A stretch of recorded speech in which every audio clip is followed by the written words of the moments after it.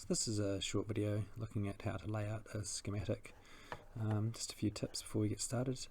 If you're trying to move a component using the move tool, you need to make sure you click on the cross. It's a bit hard to see that that's a cross. Try and look for another component that's a bit clearer there. On the resistance, there's a cross in the middle. This is the point that you need to click to move objects. While you're moving an object, you can right click on the object and that will rotate it. So what we're going to be doing here is laying out some nets. I've got all the components I need for my circuit, but we're going to connect them together with nets, which are these here. So I know that these components here are all connected together. I've got my schematic printed out in front of me that I'm following along with, and these are all connected together because they're all ground. So this would be one way to do it, but the problem with doing it this way is that, well, this point up here also needs to be connected to ground, and this bit here also needs to be connected to ground, and you'll see that I've already got lots of nets running all over my diagram, which isn't a very neat and tidy way to do it, and if you've got a very complicated circuit, it actually makes it confusing to understand what's going on. So instead of doing this, what I'm going to do is delete these nets, and then I'm going to use ground symbols instead to represent my grounds. So I do that by adding from the YMEA library this ground symbol. You'll notice that it doesn't have a PCB component, it's just in a schematic, and then I can add grounds to my circuit where all of these ground connections were going before. I'm just right clicking there to rotate the ground. Great. And if I'm happy with those, I'll escape a couple of times, and now I can join them together. Now we're going to join components together with this net tool. A quicker and easier way sometimes to do it is actually, if you move a component so that the two components are touching, and then move the components apart, it'll automatically draw a net between those two components. Okay, so this is sometimes a faster way to do it, because you can rotate components at the same time as connect them together. Right, I like to have my ground symbols downwards if I can, which means I've got this 45-degree bend. Now in PCBs, 45-degree bends are good, but in schematics we're not aiming for that, so you need to use the split tool. If you click on that, it'll put a bend in the wire. Cool, and you can just move that around until you get a nice right angle that you're after, and escape will drop the split tool.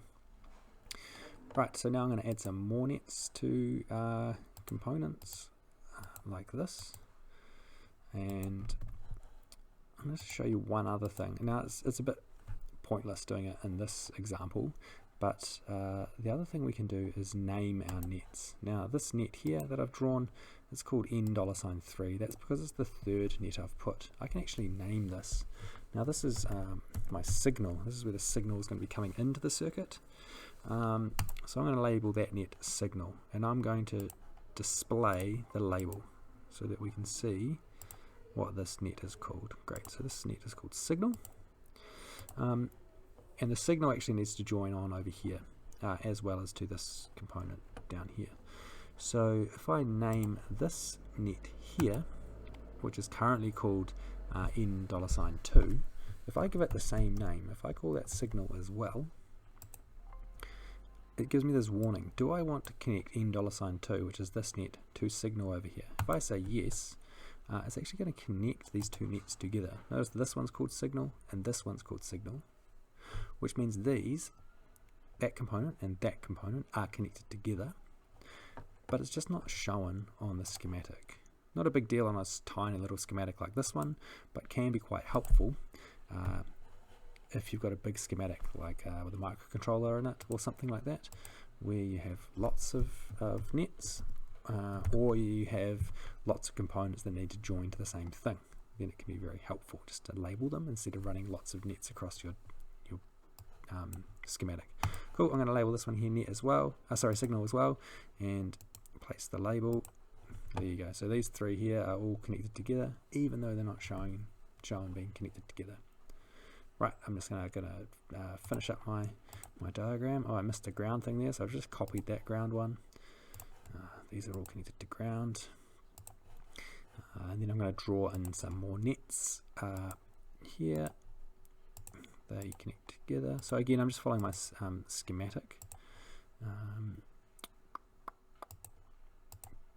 Great. So that's how all the connections are. These are just terminal blocks.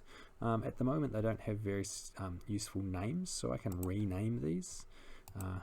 This is JP1, jumper 1. This is actually my input. So if I call that one input, cool. This one's now input. This is where I'm going to have my output. So I'll rename that one output, just so it's easier to know which terminal block is which. And this one here is my power supply. Cool. That all looks pretty good. I'm now going to run in ERC, error rule check. And I've got these errors. So it's saying that this has no value, which is fine. I'm going to approve that. A value is something like a resistor should have a value. This LED has no value, that's fine. These other terminal blocks have no values, that's fine. Ooh, but these resistors need values. Okay, I'm going to close out of there. I'm going to give them values with the value tool. These are both 1K resistors, so I just type 1K. Do the same here, 1K. Now they're all overlapping one another. What I'm going to do is use the group tool, click and drag out a rectangle around here, select the move tool, and then I'm going to right click and move the group. Now I'm moving all of those components over. Good. Now my values aren't overlapping the names. Now I'll run that error rule check again. ERC. Input has no value. Alright, I approve that. Cool. So now I've got no errors or warnings. Errors and warnings, things that you could be be aware of if something like this happens. These two aren't connected together. If I run the error rule check again, so now it's saying that this resistor is not connected. So if you get that, just look for little gaps between it. Sometimes the net can run up to it and not actually connect to it, so that's one to be careful of. I'm just going to put that back in, run my ERC again. Nothing happened, that means I've got no errors. Great. So now it's on to making PCB. Hope that was helpful. Cheers.